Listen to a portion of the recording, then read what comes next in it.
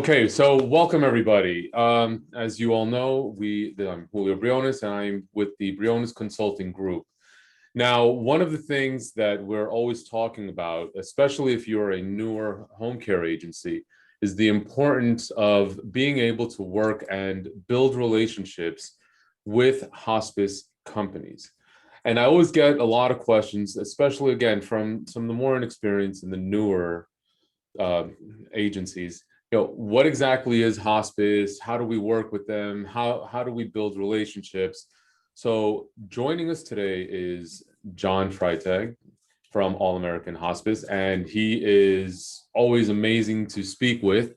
And he's agreed to come on and share with us some of his knowledge and experience and give us a few tips on how to get things moving in the right direction.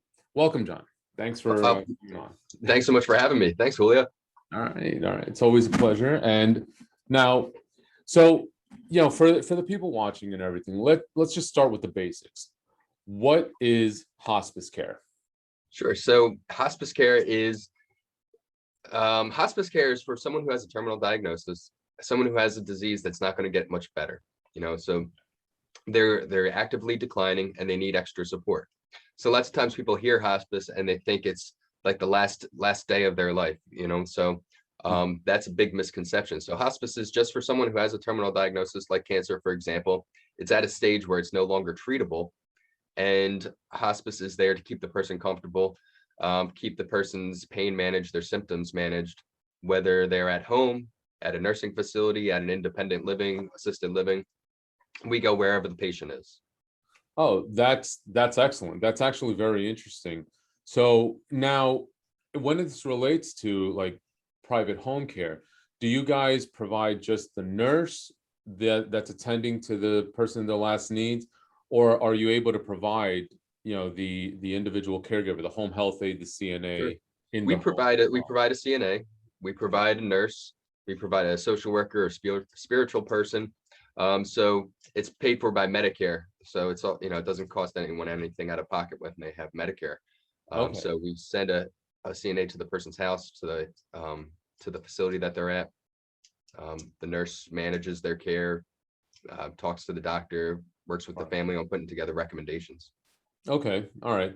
And now, as this relates to, because it is paid for Medicare, I'm assuming that it's a limited number of hours that the person can have directly in their home, like when they're being taken out of a hospice facility and they're actually getting care at home or at the independent living or assisted living facility. What's the average number of hours that are actually provided to the client? Sure. So it varies with every agency. So the way hospice works is, depending on the level of care that they are, you get X amount of dollars and you can spend it however you see fit for the patient. Okay. So the agency that I work with, All American Hospice, we're fortunate enough that they focus a lot of it on their CNAs. Okay. So that's going to be a little bit different from some other hospices who might have other programs that they focus on. But us, for example, we send an aide out 5 days a week, Monday through Friday, up to 4 hours a day. But I'd say the typical person is probably getting about 2 hours a day. Okay. So it really depends on need. Obviously, our patients come on and they decline, throughout their while they're on hospice. Mm-hmm. So the hours can go up, but I don't think we're not the standard hospice, because I've heard a lot of other hospices doing maybe 2-3 days a week for a few hours a day. Yeah. It really varies. I think you need to find out exactly what the hospice that you're working with, what they do. In my experience, it's been that the average hospice company only provides about 3 days a week, maybe 2 to 4 hours maximum per day. Yeah. So this does leave, so for some families, a bit of a void, even though they're like, even with All American Hospice, you guys are doing a fantastic job providing large volume of hours with a CNA. Right. But there are still some people that would like or require, 24-hour care. For sure. So, Yeah. so that means that, that there's definitely an opportunity for like a private pay home care agency to come in and work with you. Yep. Yeah, we do that often, actually. So like you said, say someone's max, they have 4 hours from us 5 days a week. Right. There's still 20 more hours in the day, right? So Correct. the family member, they might have a job, so they're not able to take care of them. When someone's on hospice, we're not the primary caregiver. The family's still the primary caregiver. We're there, to supplement. Right. But say that family member still has a full-time job. They need someone in the house to, keep an eye on the person. Maybe they just maybe they don't work. They need to run out and do errands. They need to get Right. sleep. Yeah, So they need to have their own quality of life. right, Yeah, right. absolutely. Caregiver burnout's huge. Yeah. So yes, we partner up with home care agencies often. All right. So what would you say is probably the best way to approach you? Let's say I'm a brand new agency and I'm just trying to come in and build relationships. Like Mhm. what would you say is your best tip for somebody trying to work with a hospice company? Um, so the best tip I to probably start working and start a relationship is to get to know what that hospice does. See what their specialties are, because every hospice is going to be different. So Right. see how you can maybe fill the void. See if there's anything, any needs or anything that you can work on. Right. If you have special programs or you have special pricing, know your demographics, know who you're working with. Okay. Yeah, because that's something that I actually do stress a lot to my clients, and I'm glad that getting some validation from you. Yeah, Right. yeah, you really have to understand, not only what your needs are as a service provider that I'm trying to work with, but also understand how you serve your clients so that we can complement rather than take away. Right. You know, Right. now I mean, that's obviously it's a big thing. And now if I were to have, let's say, special pricing for your clients, is that something that would be an enhancement or give you a higher likelihood of maybe considering working with me? Sure. Yeah. I mean, I've actually never run into it, but I mean, yeah, I mean, when we talk to families, so for example, when I go out and meet with families, I do all the sign on, all the paperwork with them and get them started on hospice. Hmm. Um, so I would be the person who probably would notice from the get-go if they have like a gap in care. Right. So if I was talking with, the wife of a patient or something, I could say, oh, we work with XYZ agency. They actually work with a lot of our patients and provide special pricing. That is something I've never even thought of. That's really Yeah, good. actually, yeah, that's actually one of the things that I do go over with my clients.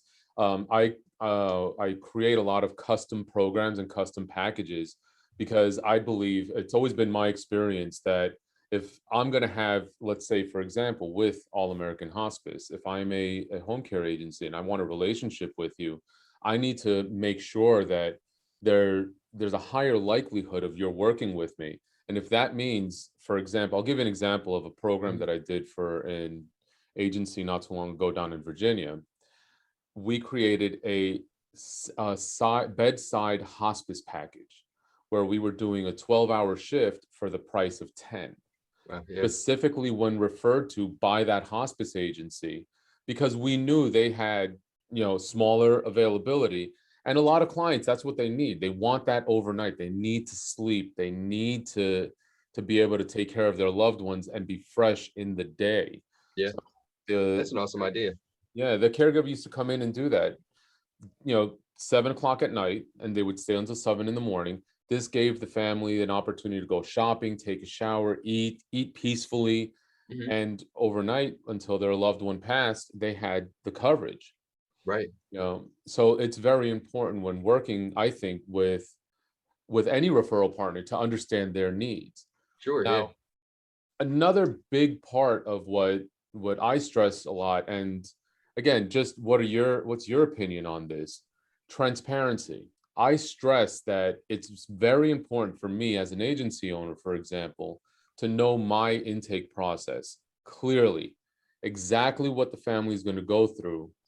And then I should be able to clearly communicate that with you as a referral source. Now, is that important for you to know what your clients are going to go through when dealing with me? It is to a certain extent. Like I don't need to know every single thing that you're doing, be walked through the whole entire Right. program, but I need to be able to trust the person, who's doing it and know that they're going to be getting great care. So just thinking of the two agencies that I tend to work with, I know their reps. worked with him for years. Even before I was in hospice, when I was in the social work field in long-term care, I knew that they were dependable, that they wouldn't leave me hanging, because you are taking a big risk when you refer to someone. Yeah. So if it's a new agency that you don't really know, and you refer to them, and then there's a bad experience, it comes back onto you. The same way facilities take a chance on me if I'm a brand new hospice agency. So you want to make sure that you can trust them, that they're going to be providing, excellent care, because Right. your name depends on it as well. But to get back to your question, I don't really need to know the ins and outs per se, but I need to know, I guess, the basics. Right. Yeah, I mean, I'm not talking about the specifics, like, okay, yeah, you're going to sign specifically on Right. Yeah. here. Yeah. Here's all the forms we do. Yeah. Yeah, I'm talking about the general. When I talk about transparency, I'm talking about the very general top level stuff. Like, yeah, we'll come in, we'll meet with them, we'll talk with them, Right. we'll explain our services, they'll sign up, and then we'll move on from Yeah. there. That's that. When I discuss transparency, that's the process that I mean. Right. And also it also helps, because when I want to make a referral to you, I also would want to know what your basics of your process is. Hey, they contact me, I come in, I sign them up, I take care of the rest, Right. because it makes the conversation easier to flow. And like you said, trust is a big thing. Yep. If I'm trying to be secretive, you're not going to want to deal with me on a regular basis. Right. Yeah. And another thing, I think, and it's just like the basics, is a rough price as well as like a minimum. So some agencies have like a 4-hour minimum or something. Yes. I need to know that, because if I'm working with a family who only needs 2 hours, I can save them some time and save the home care company some time if I'm not referring Right. them. So you need to know if it's a good fit. Right. That makes perfect sense. So now, what's more important when it comes down to just for you, it's in specifically, or what are your takes on it in general? Never having an issue, or how you resolve the issue? What do How you you resolve the issue, for sure, because everyone's going to have an issue. I Right. mean, I don't think you can work with people and not have an issue. Right. Whether it's an aide who got stuck in traffic. I mean, there's millions of different issues that can come up, and sometimes you just have tough families that are going to find an issue no matter how great a care you have, and that's no fault of theirs, because they're going through extremely difficult time in their life. Yeah, You're absolutely. always going to have an issue, so it's definitely how you handle it, how you can fix it. Yeah, because that is definitely a big question that I get all the time from newer agencies, especially, and even some well-established ones. Oh, well, the caregiver didn't show up, I'm going to lose the referral partner. Well, no, how'd you handle it? Like, what Right. was your follow-up process? Did you Yeah. If it happens all the time, the same exact issue going over, yeah, you'll probably lose it. But Yeah, if it's happening and it's once, you're yeah, able to fix it, you're able to get someone in there, explain it to the family. exactly. Yeah. Yeah, don't be rude to the family, and that'll definitely give you a leg up. Right. Things always come up. It's definitely how you manage them. All right, all right. All right. And what would you say is probably the biggest thing that will turn you off to a referral partner? Like, what's All the right. one thing you can say never do? Cold pitches on LinkedIn. I don't like. I mean, like, you get those messages like, oh, you have a super interesting profile, I'd like to learn more, and let me tell you what we can do for you. And Oh I yeah. mean, just the copy and paste thing, I'm not going to respond. But Right. Yeah, I don't know if it works for anyone. I agree 100%. Actually, when I teach the inside sales part of marketing your home care agency, that's the big sticking point for me. Do not use templates. And please, if you're watching this, do not use templates. Right. Right? Or if you are, be sure to personalize it.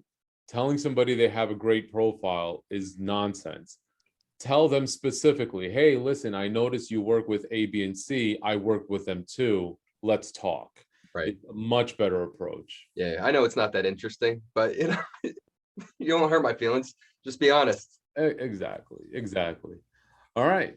So, any final takeaways? Just anything randomly that you think it's just important for somebody to know when it comes to working with hospice? No, I think it's just developing a good rapport, being able to trust each other, being able to reciprocate, have a good relationship. So If you're a home care and you have people who are declining who need hospice, we'd hope that you would trust us with your patients as we trust you with theirs. So just a good working relationship and a good trust. All right. So there you have it, folks. Straight from the horse's mouth, so to speak. This is, John Freitag from All American Hospice. Links to how to contact him if you're in the Philadelphia area are down below. And, thank you, John, for being with us and for imparting this just amazing information and just, really helpful stuff. I mean, it was great. Thanks for the invite. All right. Talk to you soon. And everybody, all the information on how to do this and along with the contact information for John, it'll be down below, and we'll talk to you guys next time. Thanks.